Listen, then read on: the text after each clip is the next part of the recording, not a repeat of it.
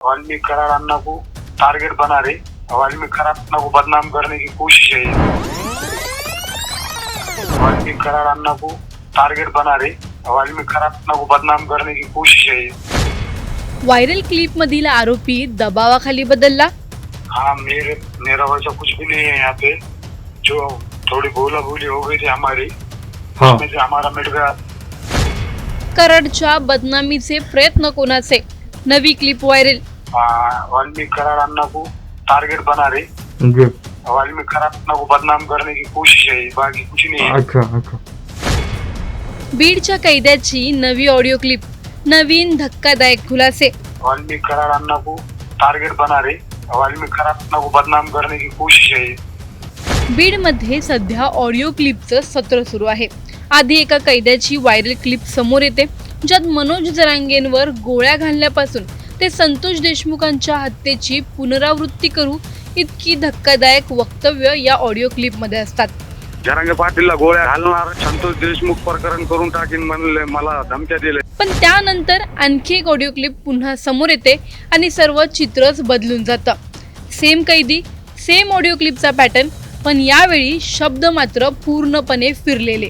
देशमुखांच्या मेहुण्यावर गंभीर आरोप करण्यात आलेत। या ऑडिओ क्लिपमध्ये नेमकं काय आहे जाणून घेणार आहोत या व्हिडिओमधून, त्यामुळे हा व्हिडिओ शेवटपर्यंत नक्की पहा आणि टाइम्स नाऊ मराठीच्या सर्व माध्यमांना सबस्क्राईब आणि फॉलो करायला विसरू नका। काल जी ऑडिओ क्लिप व्हायरल झाली त्या क्लिपमध्ये स्पष्टपणे असं म्हटलं गेलं की देशमुखांचे आरोपी सुदर्शन घुले, प्रतीक घुले यांनी या आरोपीला म्हणजेच अझर अब्दुल रहमान पठाण याला जबर मारहाण करण्यात आली आणि तुझा संतोष देशमुख करू असं देखील बोलण्यात आलं।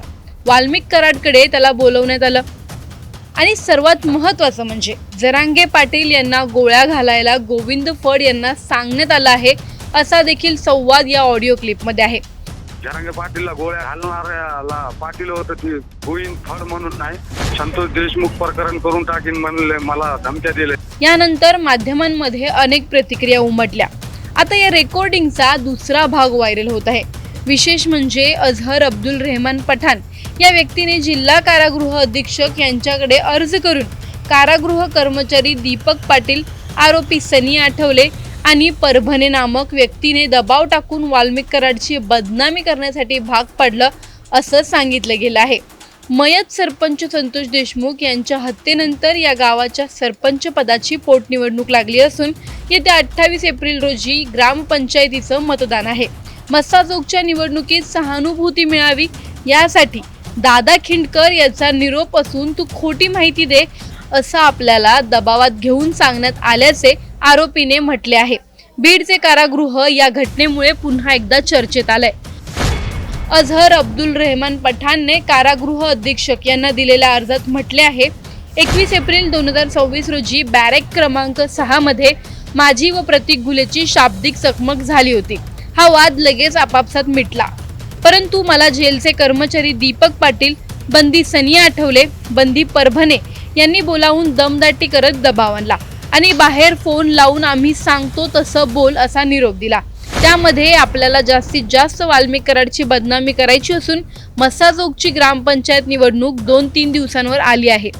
तिथे दिवंगत संतोष देशमुख यांच्या पत्नी निवडणुकीला उभ्या असून मतदान होईपर्यंत आपल्याला बदनामी चालू ठेवायची आहे। दादा खिंडकर याने आपल्याला असा निरोप दिल्याचे तक्रारदाराने म्हटले आहे।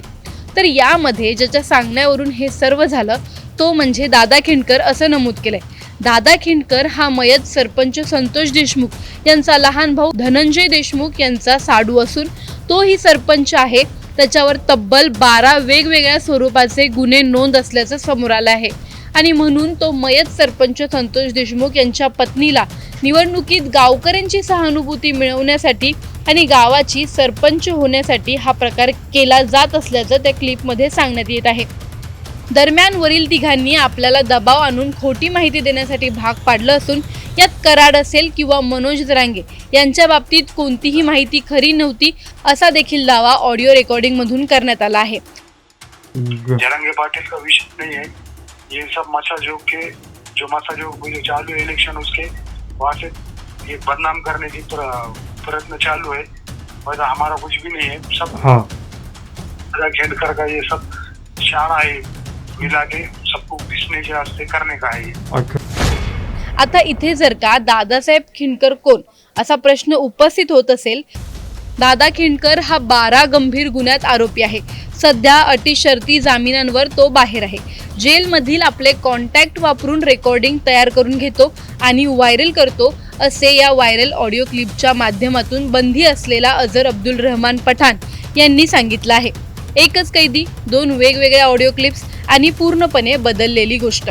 यामागचं खरं सत्य नेमकं काय? पहिली क्लिप खरी मानायची की दुसरीतलं बोलणं? दोन्ही मागे कुठेतरी दबाव आणि खेळ लपलाय का?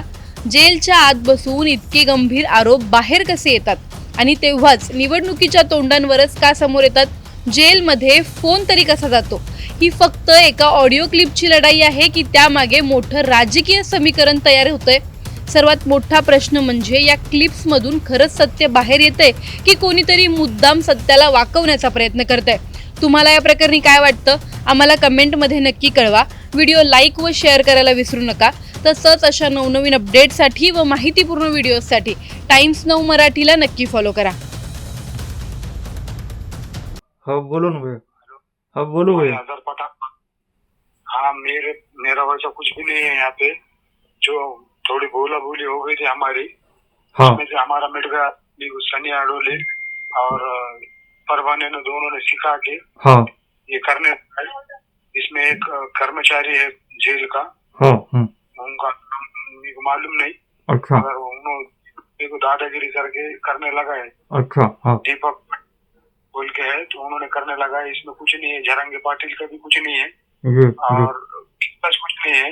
ये ये चुप मासा का इलेक्शन है बोल के ये इसमें ये इन्वॉल्व है.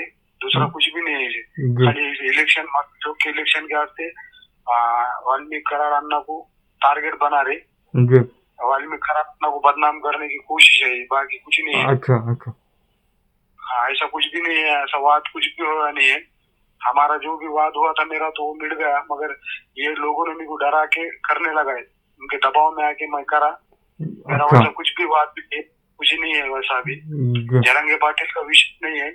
ये सब मसा जोग के जो जो चालू है इलेक्शन, उसके वहां से ये बदनाम करने की प्रयत्न चालू है.